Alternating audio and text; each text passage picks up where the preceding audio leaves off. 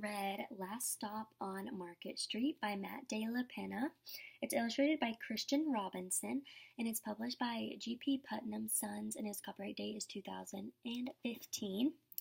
It does have 2 awards. This is a Caldecott Honor Book and a John Newbery Medal. And so I believe that it's a picture book and contemporary realistic fiction. It has 32 pages, and the appropriate ages is about 4 to 6 years old. And so this book starts out with CJ, and that's his Nana, and it starts out with them just getting out of church, and we know that they're going somewhere, but it never tells us where until they actually get there. And so basically CJ asks a ton of questions throughout the whole thing, just asking why they have to go. And this first question he asks is, how come we gotta wait for the bus in all this wet? And his Nana said, trees get thirsty too, his Nana told him. Don't you see that big one drinking through a straw? And so after all these questions he asks, she always has an optimistic look on life, and just it's always a positive response.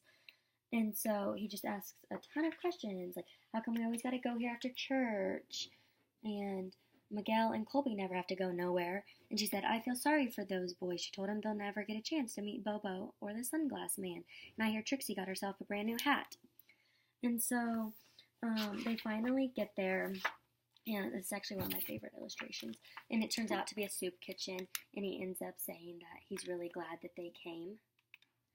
And so this is one of my favorite illustrations because all of the people just look so different. They're all illustrated very different, and I love it.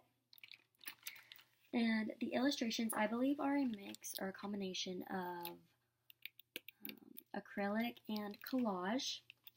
And so you can see on this one, I like that it shows all the different shapes in the backgrounds, like all the squares and the lines and the diamonds and the circles. And so I really like the illustrations, and they're big and colorful.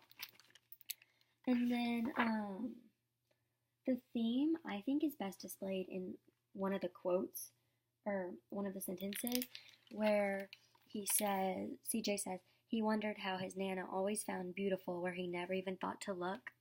And so I definitely think that that is the theme of the story, because she's showing him all these things that he didn't expect to like and be beautiful, but they are in their own way.